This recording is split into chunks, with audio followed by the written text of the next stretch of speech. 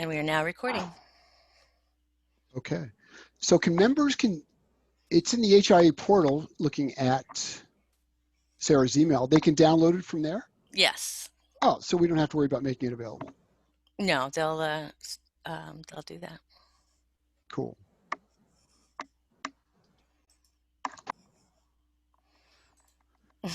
People can see you, you know. Is anybody in? How about Yep. the We do have some participants in. I only see you and I. We have Monty. Hi, Monty. And we have Sandy Kushner.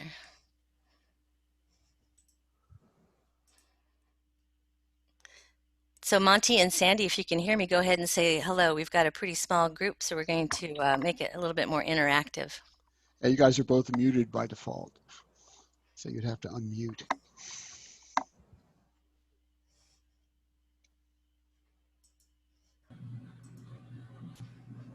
Hello?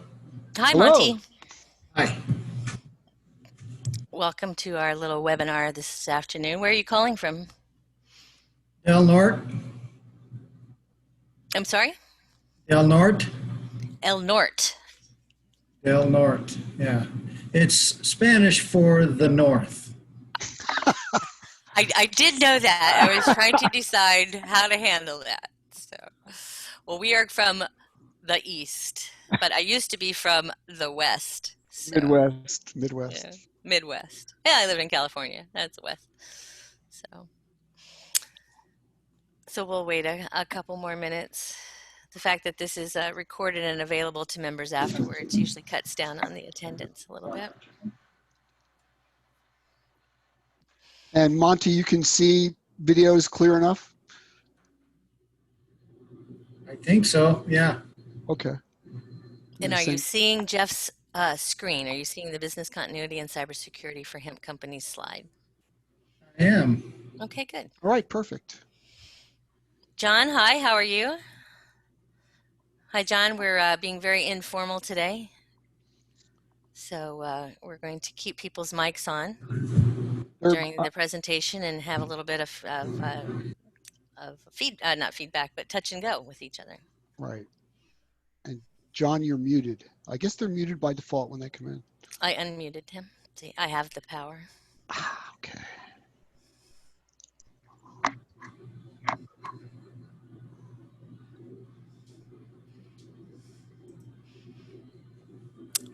Hi, Sally Holmes. This is Connie Pascal from Hemp Industry Partners, just saying hello.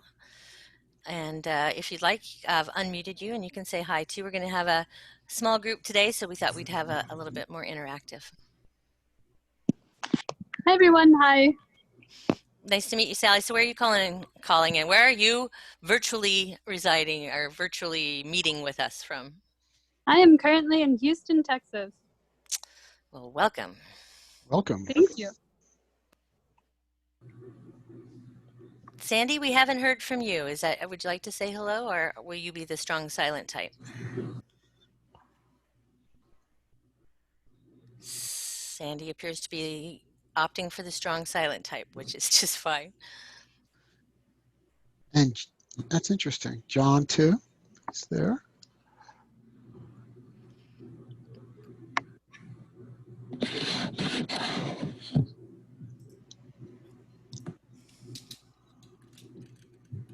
Hi, this is Sandy. Sorry, I was multitasking here and I minimized my screen and I couldn't find it. I know. Yeah. So, I know that feeling. Yes, we just had the 10 minutes before you do a webinar panic attack because we couldn't find any of this stuff. So.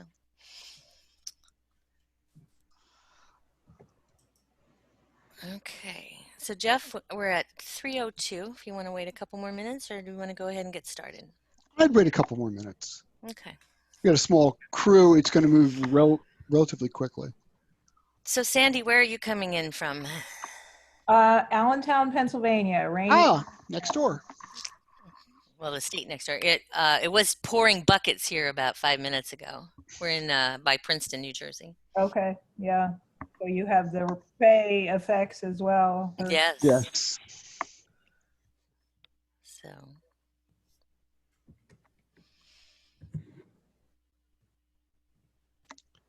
I'm going to give it to 5 after the hour, and then we'll kick it off.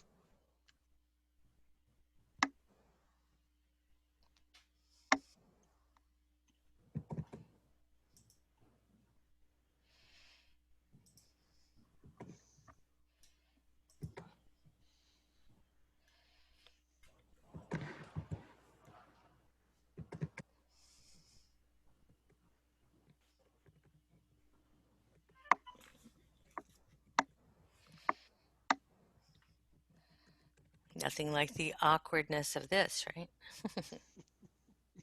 Well, and I'm just constantly looking around for buttons now.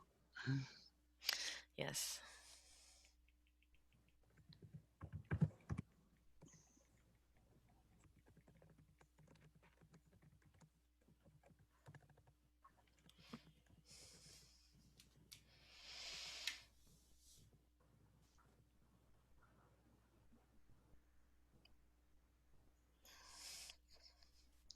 You can still see my screen, Connie?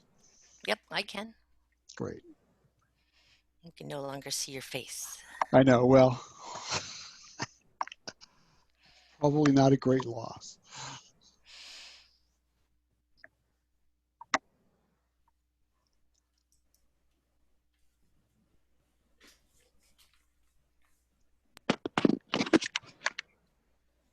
So you guys are out of Pennsylvania? We are actually in New Jersey.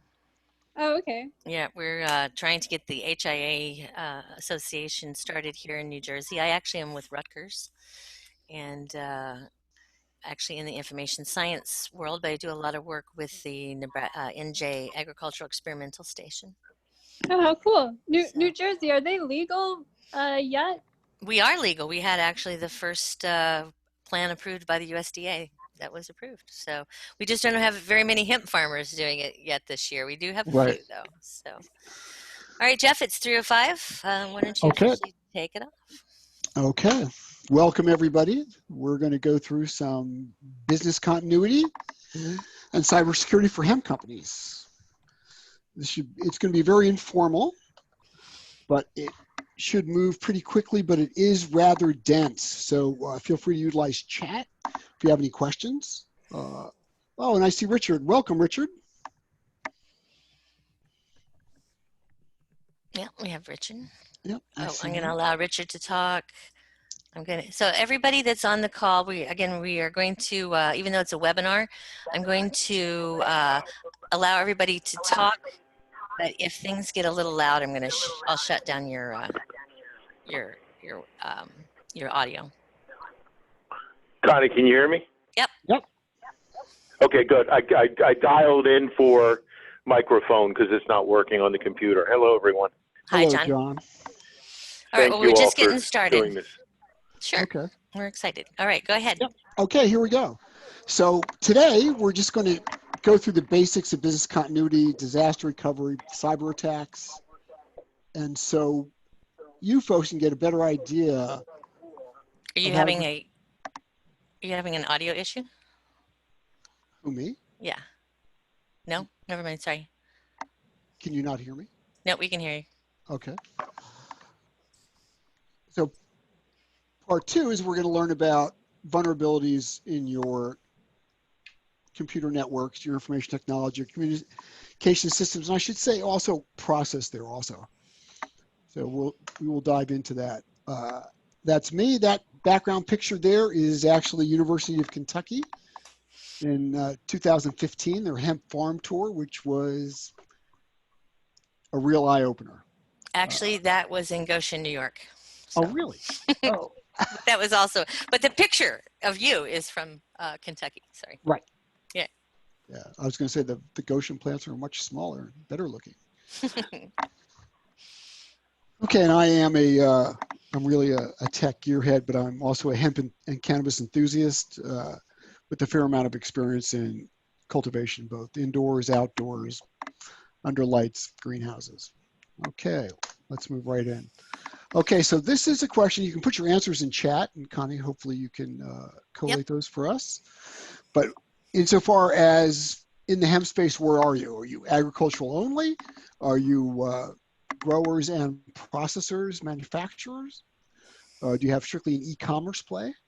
Or are you vertically integrated, basically all three, growing, processing, manufacturing, and distribution? Okay, here we go. Now, you normally wouldn't think about cybersecurity in the hemp space because agricultural endeavors are typically not associated with vulnerabilities or in particular threats. But it's There are some emerging issues, certainly as this industry gets off the ground. Being able to prove your COA will be very important, and also that it is secure. Traceability of source materials will also have to be managed, and it's going to become very important as regulation comes down the pike. We know that now there's a great deal of variation in regulations on testing amongst states. You get a COA from one state that has just total THC or just Delta 9, or you can get one from a state that has all that plus mycotoxins, heavy metals, pesticides, things like that. I would expect that we're going to see some legislation, some regulation down the road that we should prepare for. So that's all going to be under the arena or in the arena of compliance issues, right? And so that also is going to imply you're going to have data protection, you have to worry about data breaches perhaps, and you want to be able to safeguard your business capabilities if you're in an e-commerce space or that you're making product and distributing it. The other thing I would say is that a lot of times cybersecurity comes after the fact, and that is usually an expensive solution. An ounce of prevention is worth about 10 pounds of cure. And technology is evolving rapidly also, as are potential threats. Okay, so let's go through some definitions. So risk is a famous word in a lot of arenas, financial services and also in cybersecurity. It's really the possibility of damage happening, and it can be a hurricane, it could be a flood, it could be a fire, but it could also be a cyber attack, a virus, denial of service. So risk management is really identifying what assets you want to protect, what those risks are, what those costs associated with protecting those risks, and then reducing the risk to an acceptable level. You don't want to spend $1,000 to protect a $10 asset. So there's a calculus that goes on where risks and threats have to be evaluated, and then action is appropriate after that. And hey Jeff, are you taking questions along the way? We can, yeah, I think we can. I think that's okay. I was just curious, what is your experience, or what have you seen really in the industry when it comes to phishing risks in the cannabis industry? Phishing in general, and we will get to that in detail in a few more slides, but phishing in general is a huge problem, and it's the advent of AI capabilities also, and the amount of data available to threat actors makes it very likely that we're going to start to see more attacks on hemp companies. And a few more slides, and we'll get into that. But yes, phishing is probably the #1 risk, I would say, just because it's a user awareness and training issue, in addition to protection and best practice. So let's cruise on, and we'll get right back to that, Richard. Thanks. You bet. So the CIA triads used a lot in information security: confidentiality, integrity, and availability. Right, and most your measures are involved or constructed to protect all three, but each one individually has to be protected too. So confidentiality means simply that it's not made available or disclosed to unauthorized individuals, right? It's secret. It could be trade secrets. It could be PII, personal identifiable information. It could be health information, PHI, and we'll get into that in a little bit. And the integrity means that the accuracy and completeness of the data over its life cycle is important, and that if it is changed, those changes are authorized. That's a key issue, and we'll get into that a little more also. And availability means that only authorized parties are able to access the information, and that you're up. There's also an uptime component to that also. If you have an e-commerce or a website, what's your uptime? And how much downtime can you tolerate? And we'll discuss that a little more down the road. Okay, confidentiality. Again, it's only disclosed where appropriate. You have to be able to protect it because exfiltration of data is one of the key outcomes that threat actors are after, whether it be social security card numbers, phone numbers, credit card numbers, everything. And we've all been aware of massive breaches, credit card companies, Target a few years ago. The list just keeps getting bigger. Hey, Jeff, could you explain what exfiltration means? Exfiltration is basically the transfer or the exit of data from where it lives in infrastructure, databases, files. But it's basically the information that needs to remain secret is being lost. It remains in where it was, but copies are basically subtly and ingeniously exit the organization. Thanks. Okay. So the threat is exfiltration, right? So you have to protect the data. There's all sorts of data classification schemes, some that are legislated, and we'll go into that also. And there's legal obligations around keeping that type of data confidential. And then there also, you would have to ask yourself the question, should I be collecting that? Is there any business reason why I should keep that? And if I am keeping it, then it has to be protected. So the way you ensure confidentiality is encryption is one way. If someone exfiltrates data, if it's encrypted, not going to help them much unless they have the key. Also, ensuring from an access and a privilege point of view that only the right people have access to the information. And it also is important to that data encryption at rest. That's basically where it's being stored, and that it's also when you're moving it across networks. So thus HTTPS for websites to make sure that that communication channel is encrypted. And the way you ensure that is definitely privilege. You don't want to make everybody an administrator on their computers or on the system. So there should be prescribed access levels and privileges at the file level or the folder level. And then you can restrict access to sensitive data in multiple ways, if need be, in really highly secure environments. Okay, so here we were just discussing HIPAA. Basically, it's a law and requires that individuals keep the health information confidential.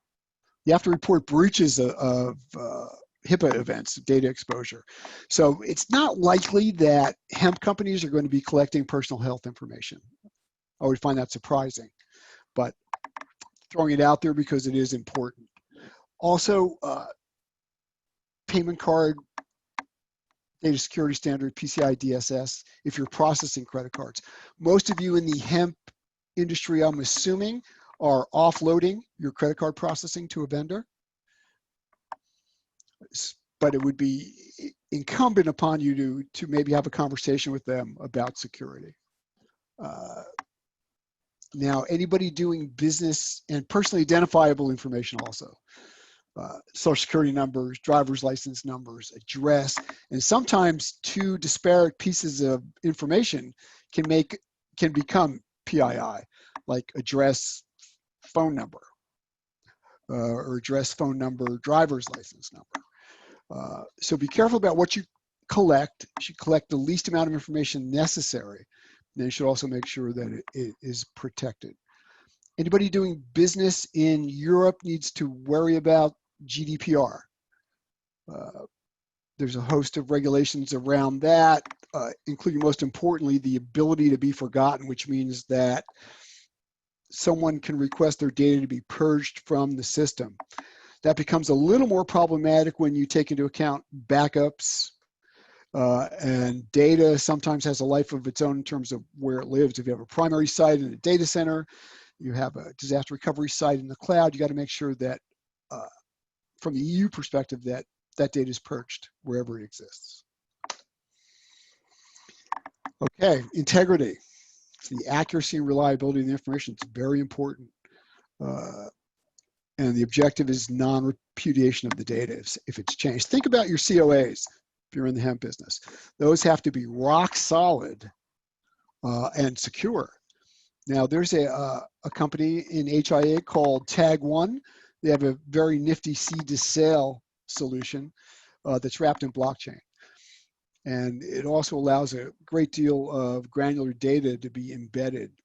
So from a growing perspective, you can have field locations, GPS coordinates, you could have inputs, you could have all sorts of information that you can wrap in a blockchain that travels with your COA to further substantiate that COA. Now the other, and because right now what I see in COAs, you can see you get QR, there's a QR code and a website. How secure is that website? With that information is stored. Can it be tampered? Could it be tampered with and someone could repudiate that change? So non-repudiation is a really important piece of integrity.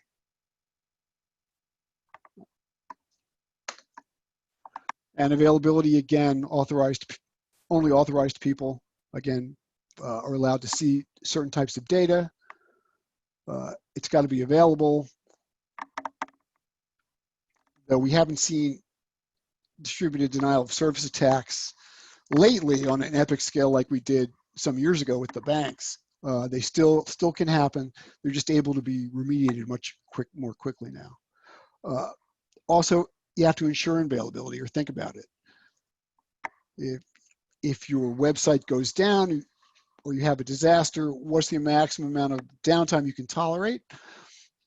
And also, do you have a plan to get your data back, your applications back, and your business back online? So hence, it's important to have a backup strategy and also to drill yourself, perhaps to restore your data to a safe place to make sure that you can actually get it back. It's all part of testing, disaster recovery, and business continuity. We'll talk more about that in a moment. Okay, so Richard, here is really another thing to think about. Basically, this is from our friends at Tag One, but there are not too many threats in here in the first part of farm transactions. More threats, I would categorize those as mischief making. When you get into processing, it becomes the risk, and let me just say, as you move closer to the consumer, the risk and the exposure increase. So when we talk about extraction, if you're using a state-of-the-art machine, Eden Labs or Apex Supercritical, basically machinery that has software and that software is updated or phones home, then that's something to think about, making sure that that's protected and that it's taking place in a secure manner. That would be a question to ask the vendors, but it's just an area where you have to be really careful, because a lot of mischief could happen if someone takes over a machine, right? What happens to your THC? It's supposed to be disposed of, right? Instead, it's, if they make a change in the machine and it becomes more concentrated, then there could be problems. So, and also the closer you get to the consumer right here, then there's a lot of risk. Credit card transactions, customer data, labeling, all sorts of things that can go wrong. It's just important to understand what the risks are and do what hardening may be necessary. Okay, now we'll talk about business continuity. That's basically pretty self-explanatory. It's like, what do you need to do to keep your business running in the event of a flood, a fire, cyber attack, and how quickly can you get them back up? There's a recovery time objective in the industry, and there's a recovery point objective also as another metric. RTO is how long it will take to get it back, and then the RPO is how much data are we missing from the time we went down to now. Your cost should be factored into the maximum tolerable downtime. Right? Can you be down hours, days, weeks. Usually that's measured in days. But some businesses where they make thousands of dollars an hour, it's really hours. And conceptually, it's if we lost the building, how would we rebuild? How would we get our business back again? And those are the things to think about. So the disaster recovery plan is more technical. So specific services. Okay, I need the web server. I need to get my data back. I need to get an additional server. I need different, better, bigger email because I have crisis management. So the disaster recovery plan has a lot more. It's a lot more technical, and it involves, or one of the components would be, is how available do I need to be? Right? Do I need to be available all the time? In which case you want to think about the cloud. But there's cost associated with disaster recovery also. Okay, so here's what the cloud can give you. It can give you fault tolerance. Essentially means if you have a server, you can cluster them so that if one it's seen to the web as one server, but if one should fail, the other one automatically takes over. So fault tolerance gives you the ability to recover from a hardware issue or software issue. Cloud providers can give you that with geographic diversity also. They can give you, backup, essentially a mirrored server in the cloud that you could flip over to in really minutes. Cloud solutions are good if you need, really high degree of uptime. And if you have a lot of traffic, it's also great for storing backups for long term. And also if you don't have an IT staff and you want to offload some of those functions, the cloud can do a lot for you. It's not cheap, but in the long run, it might be cheaper because you can really, there's a lot of dials and levers in cloud footprints where you can save money. And also glean a lot about your business. Okay. Identifying threats and vulnerabilities, part 2. Any questions so far? Am I going too fast? Is it all right? Okay. Here's our poll. It's really poll 1. And you can put this in chat if you've ever experienced a cyber event, virus, phishing, ransomware, denial of service. Be interesting to know. Okay. Richard, back to phishing. So Office 365 just had a massive phishing attack. And these are very sophisticated. The reconnaissance takes a while. Threat actors can also send out a phishing email with no payload at all, just to see to track user interaction so that they can tune their message. It is one of the biggest risks because they're really hard to tease out if it's actual phishing attack. We're not talking about, the Nigerian grandfather who left you 20 billion in a bank account. These are much, much more sophisticated. They look like legitimate emails, and you may not even know you've been phished. You might click on that, and all you get is a thank you. It responds back in nothing. In the meanwhile, there might be a malicious payload. They've stolen user credentials, and it's off to the races. Now, this is really, we get into a little more of the details. So spear phishing basically is they're going after a specific person. And a lot of times you see these attacks in combination. We have a friend who has a global software company. He had been attempted to be whaling and spear phishing, but he was able to avoid that. But they got a business email compromise because his HR director was phished, and then they went into months-long reconnaissance where they were able to actually get into other people's mailboxes because she had elevated privilege. They had her passwords.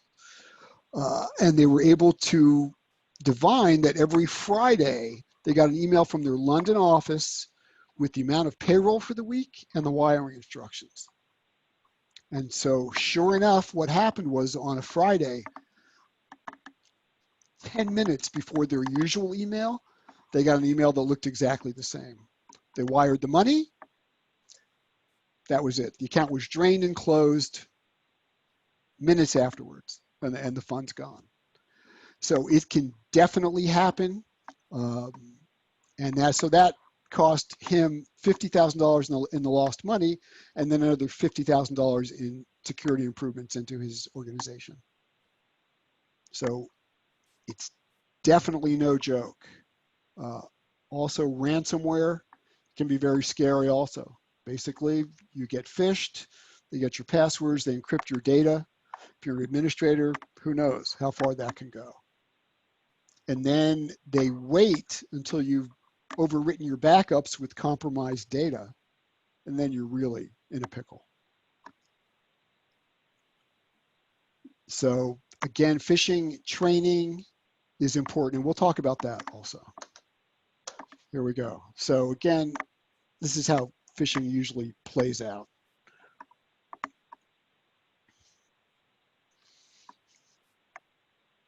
Now, organizations, specifically in financial services, test their users.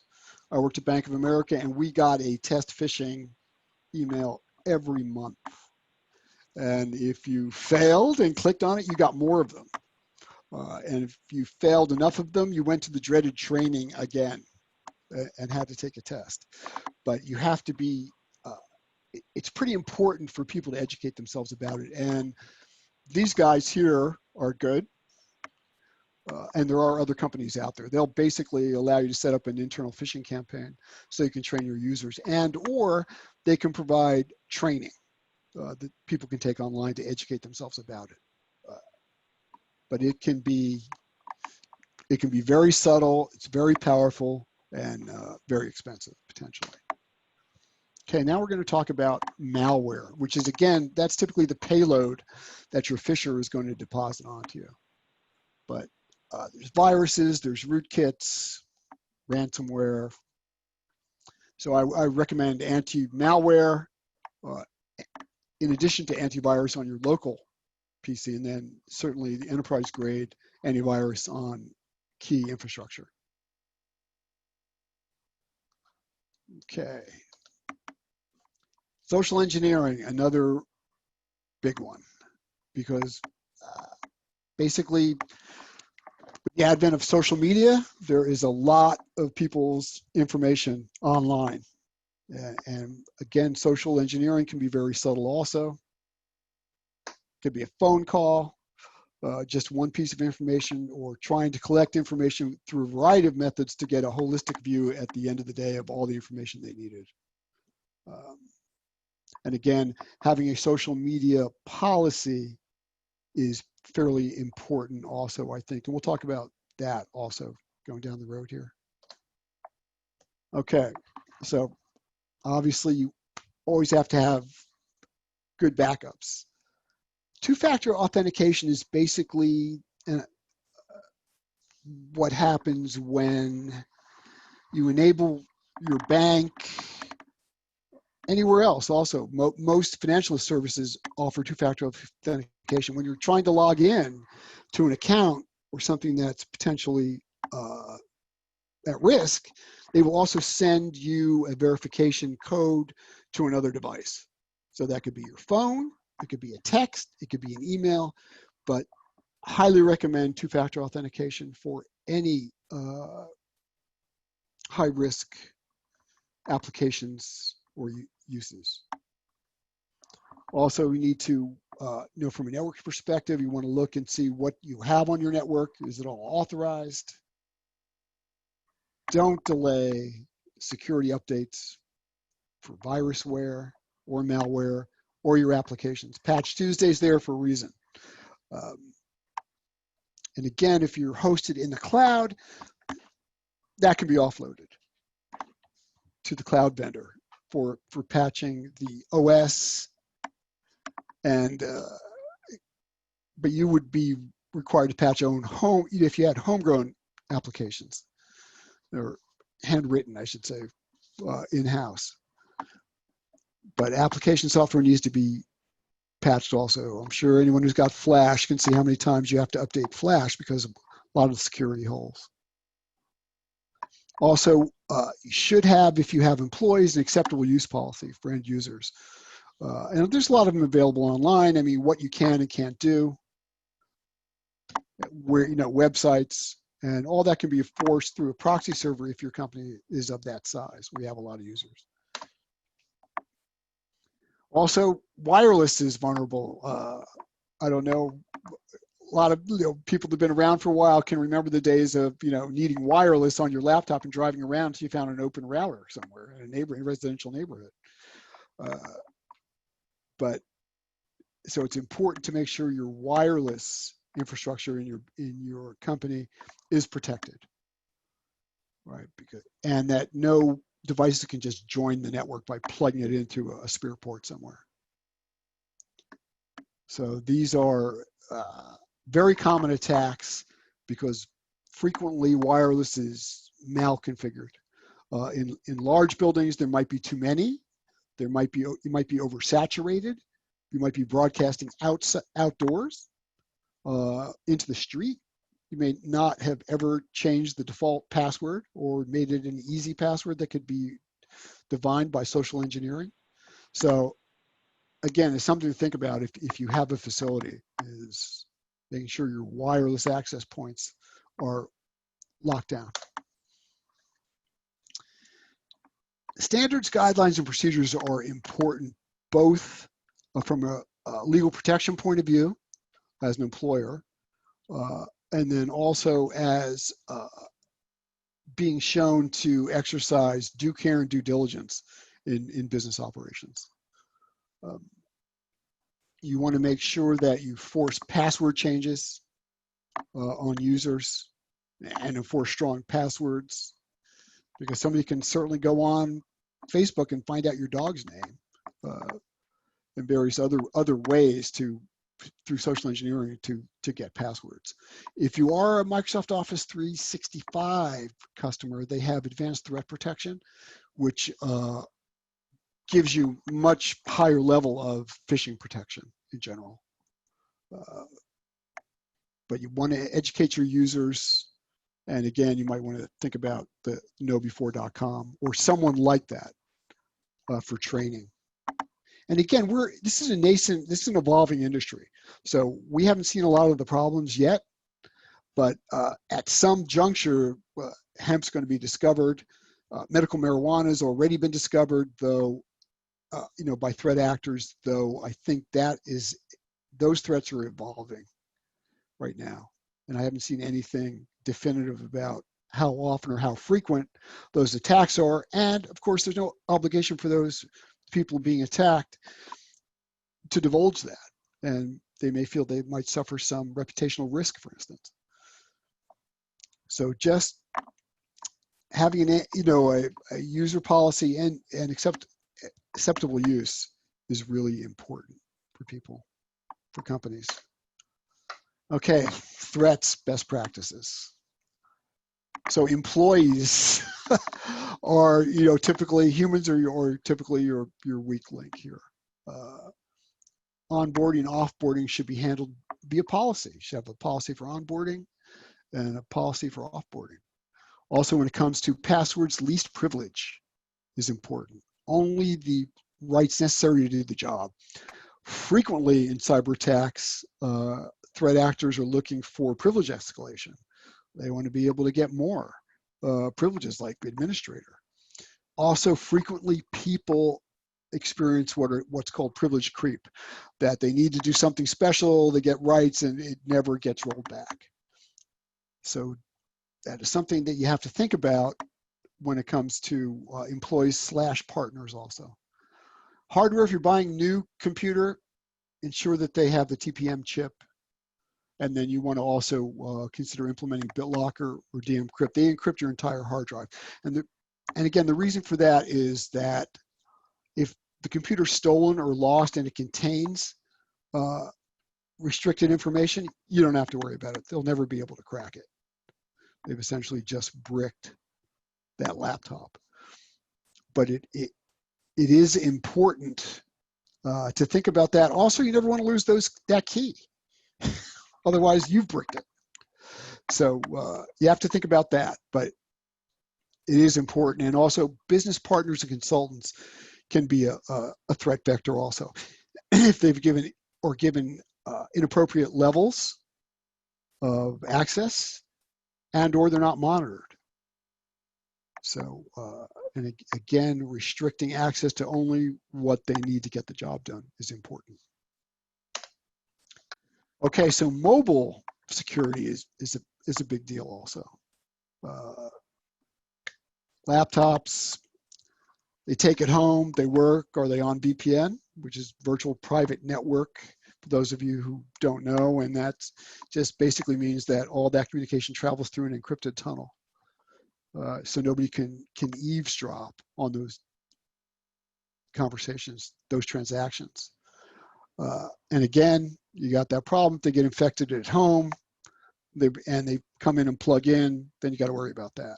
So that's why very strong antivirus protection in the office is really important.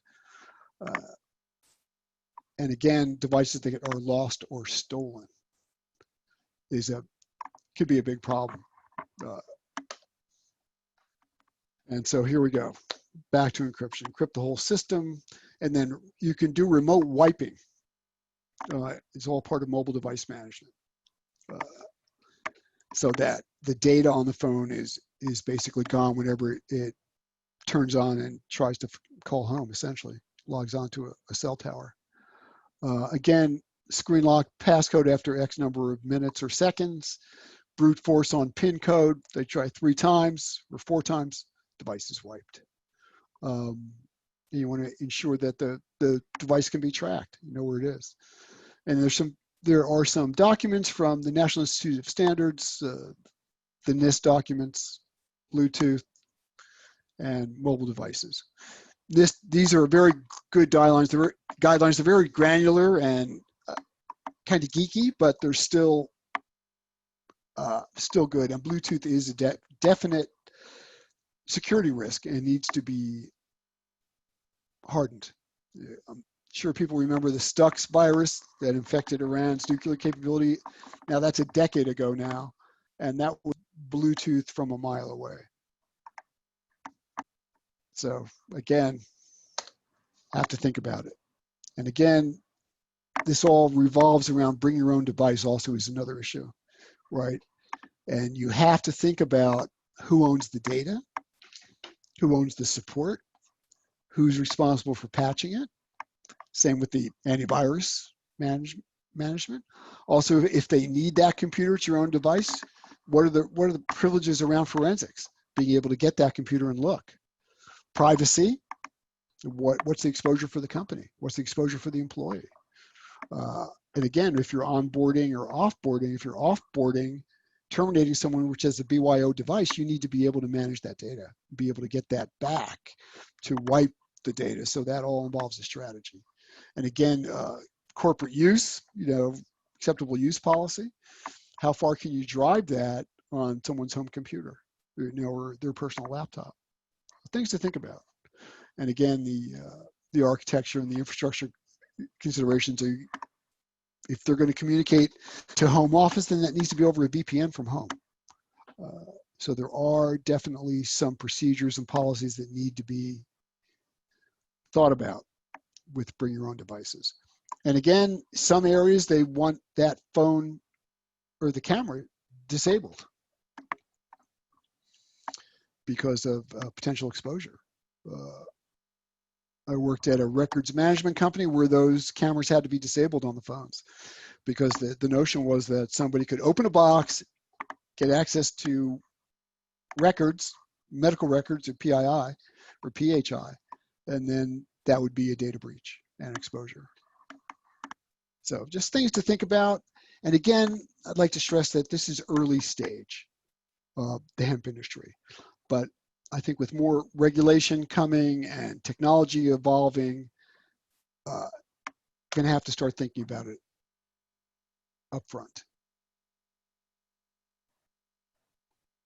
And again, jailbreaking, you don't want to use a phone that's already been jailbroke, so to speak, on your corporate network.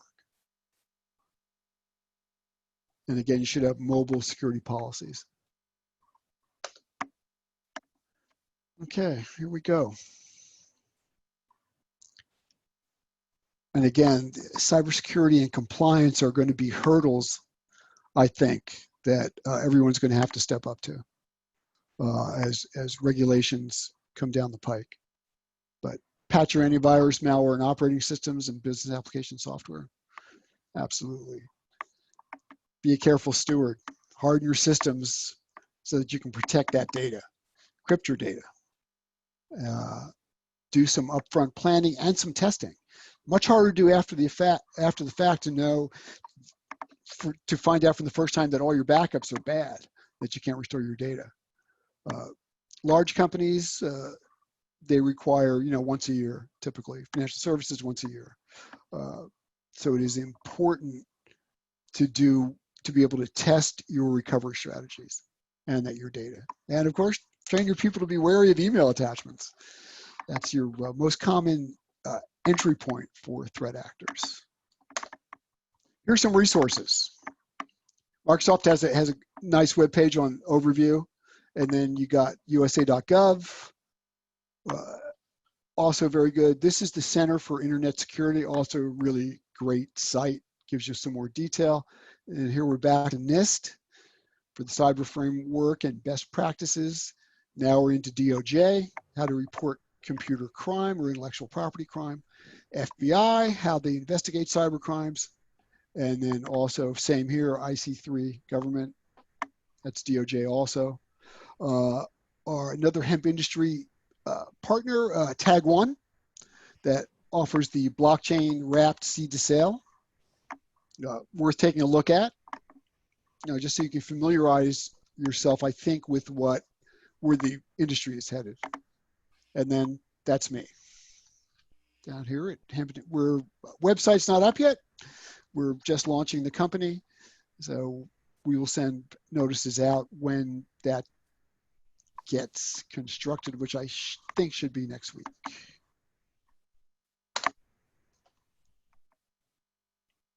Okay, hold on. Here. Questions? Sally, do you want to be on camera? That's fine. Okay, well, go ahead.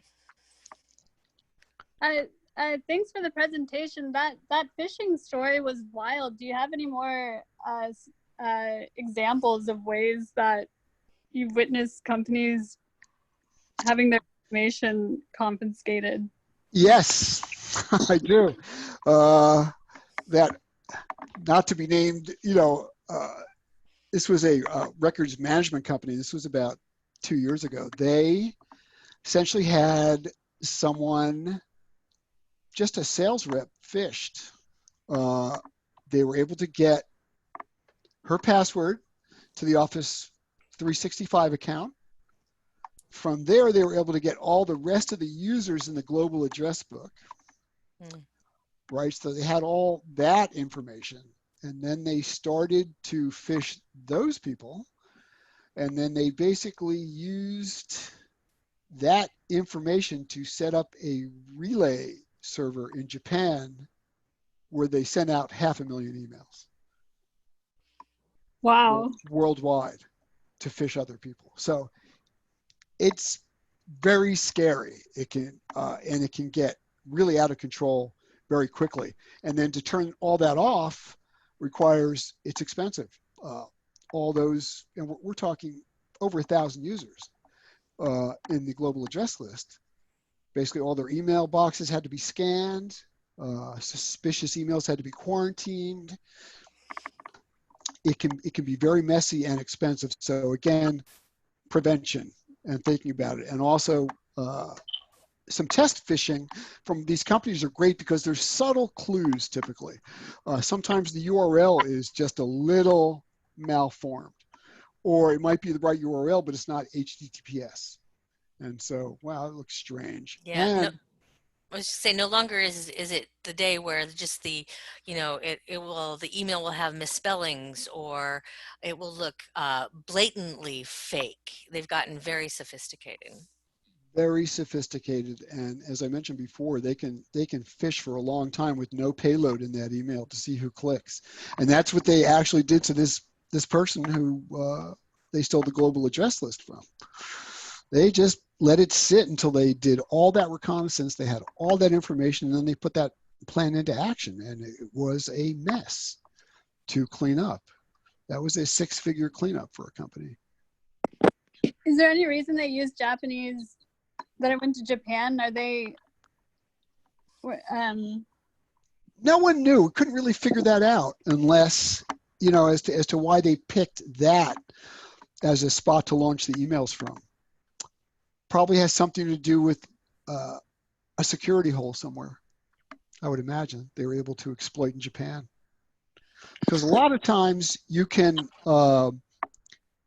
your outbound, your mail vendor, if you're hosted, will or should flag a high number of emails coming out of a particular address or a group of addresses, because they can model behavior over time previously and see, well, yeah, that's a little high, 500,000 emails. But it wasn't like they did 500,000 emails in a day, but it was within a month, over a month, they sent that out. Hey, Jeff, Monty has a question. He says, it sounds like you're recommending we get a layered security solution for all our devices. Is this a fair statement? It is a fair statement, because defense in depth is really what it's about, because you need to make it as difficult as possible. So layered defense is a key component of cybersecurity.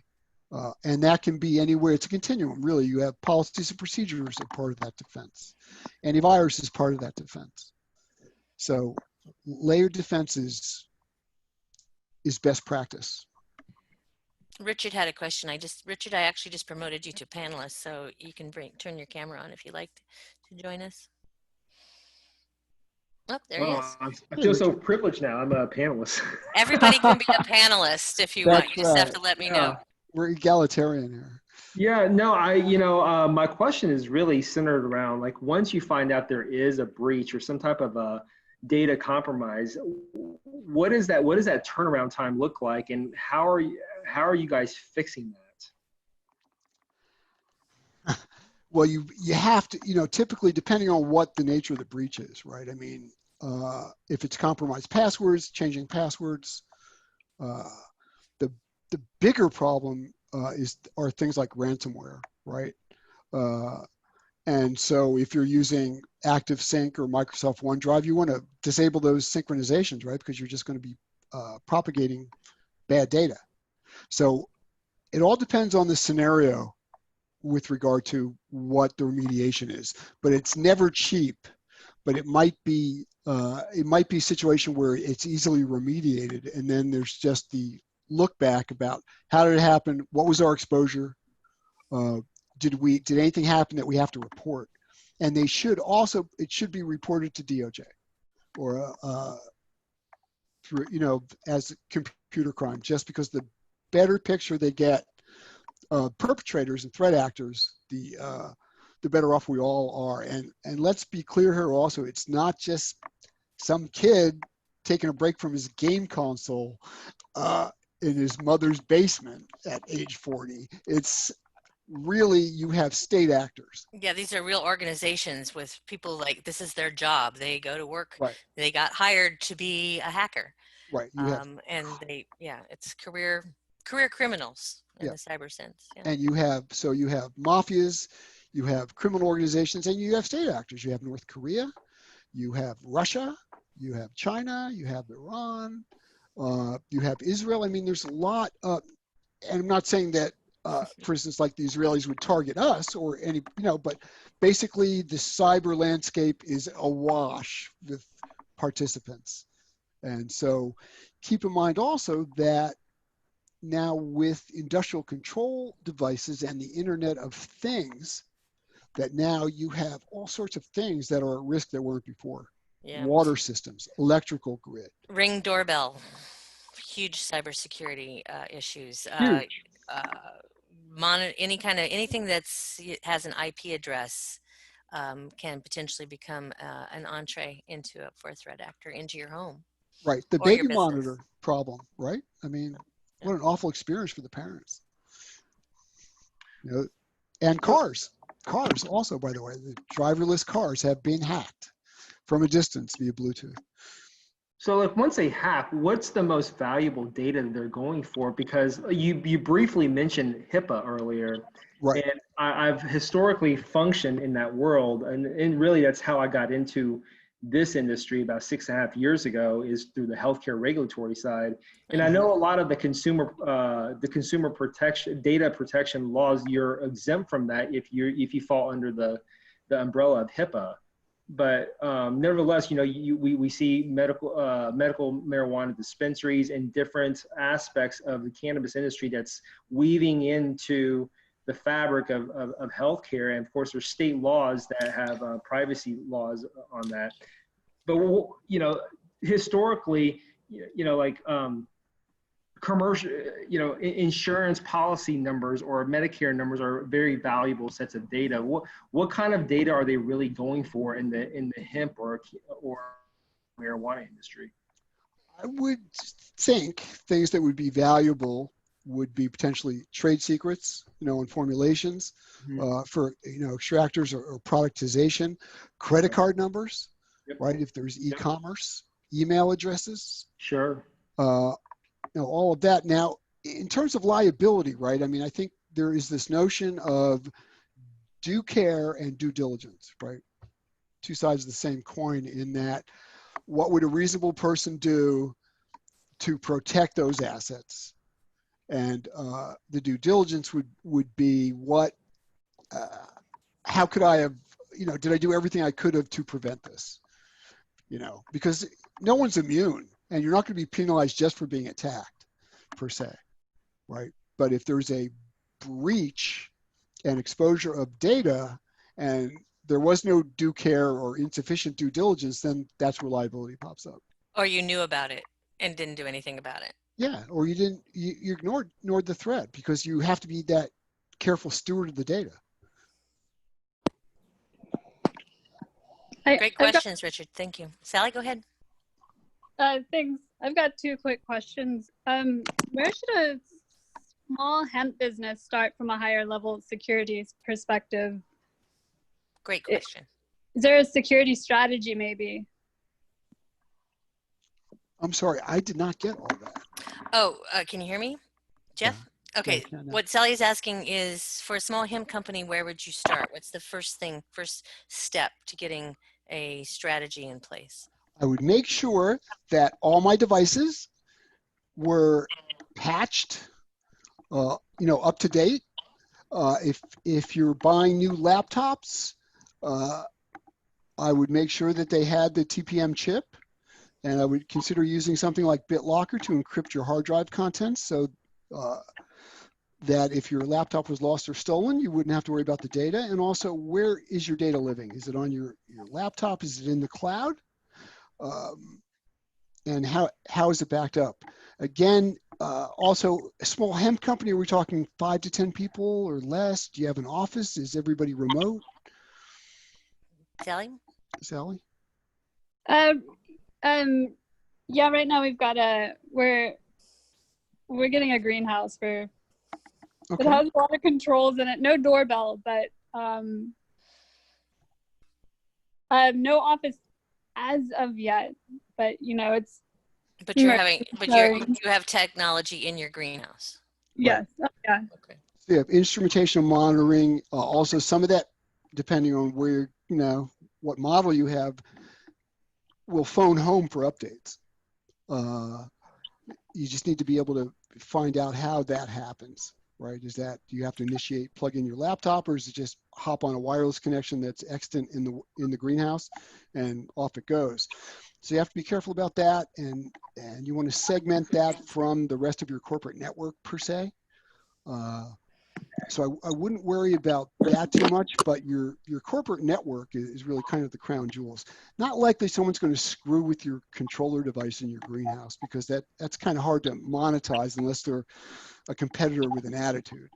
But do you have a corporate network or a company network? Like, do you have a server that you're running, Sally, or where? We should actually, but no, not right now. We're really just starting. Okay, so you've Okay. got a website, you're maybe doing Office 365, you're sharing maybe a Slack site, is that how you're Right. managing your communications? Okay. Okay. So you're really early stage at this point. Right. Really early. Yeah. Well, Well, then this is the perfect time to be thinking about this. It is. Yes, absolutely. It is. And for your employees, I mean, you can there's acceptable use policies, about what you can and can't do with it. Do they get to take, is it a company? Start with that. Yeah. And is it a company laptop, or is it bring your own device? You have to think about that. You have much more control, and I'm sure John and Richard, both being attorneys, would agree. If it's a corporate asset, you can exercise some control. And again, there's a lot of gray areas if it's their own device. John, Richard, would you agree with that from a legal perspective? Can you hear me? Yep. Yeah. Hello? Hello? Yeah. Okay. I didn't know. I was muted before. State the question again. I was there, but I didn't quite see how. The question is, if it's a corporate asset the employee's using, their the company's laptop, as opposed to a bring your own device laptop that the employee brings to the company. The company, basically a company-owned asset, there's more control from the company with regard to acceptable use, patching, software, all that. They can be prescribed. Is that Okay. So what's the question? I think. Yeah. I mean, if what you're asking is if that's better protection legally, certainly it is. But I think the starting point, you've hit upon it precisely, and it's actually the sort of overall paradigm that relates to lawyers who have aspects of digital security that are in our rules of professional conduct for clients' files and emailing and storing our files in the cloud. And it begins exactly where you said, with reasonableness and with due diligence. And if you're starting there, then you're starting at the right place, and you're more than halfway down the road. And that same rationale is going to apply whether the computer is a company computer or it's an employee computer. Right. So if it's reasonable, if it's not reasonable, if your employees are using their own laptops, then you need to be reasonable and make sure they're secure too. Or if you're asking your employees to only use company laptops and one of them uses their own and you're not aware of it, it's an abrogation. It still fits into that overall idea of acting, with some care and oversight. And companies can control that. So, for instance, if laptops provided by the company, right, then it's only that laptop is going to be allowed on the company network, right, through remote, through the VPN. So that's one way you can restrict access to the corporate network and make sure that an unauthorized, potentially compromised laptop that the employee has pops up on your network. So it's really, go ahead. Here's the question, Jeff, I wanted to ask. It kind of segues into this. So I'm a small company or even medium or larger company that's a client of mine, and this is an issue for them, and they're asking me some of the legal issues.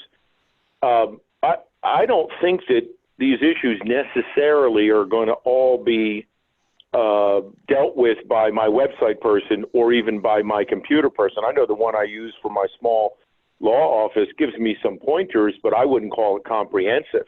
If I was, conducting retail type sales where I could have a data breach that I have to advise my client base of. So with what you do, you come in and provide services comprehensive for this? It's not just that you're an expert on this. It's a question. I'm not just asking you to let people know. And the larger question is, would a company that's concerned about being comprehensive about these different levels of issues want to make sure they have a separate person that is just security? Like, is there a term for it, or do you make sure that your computer gal is doing it or your website gal is doing it? Well, I don't know the nomenclature in the industry. Let's back up a little bit. So normally in large organizations, you have a chief, security officer, or you have a chief information security officer, or you might just have a security officer. It depends on the size of the company, but a lot of that depends on risk. If the risk is great, then a dedicated professional, and that could be a person that wears two hats in the company, that's gotten some training, and understands what the security landscape is. Also, I would add that if the business or some of the business infrastructure and functions are offloaded to the cloud, and I'll use AWS as an example, then they will handle some of the security for you. There are third parties that have security operations centers, essentially. So companies that have high volume, high dollar e-commerce sites, they will use in the cloud a company, security operations center, that evaluates all their traffic in close to real time, identifies the threats. Dell SecureWorks, for instance, will do that also. So there's a lot that goes on at the router, at the firewall and switches that's hidden from most people, that you normally wouldn't have to worry about, because very few companies host their own infrastructure now, right? You're in a data center, you're somewhere else.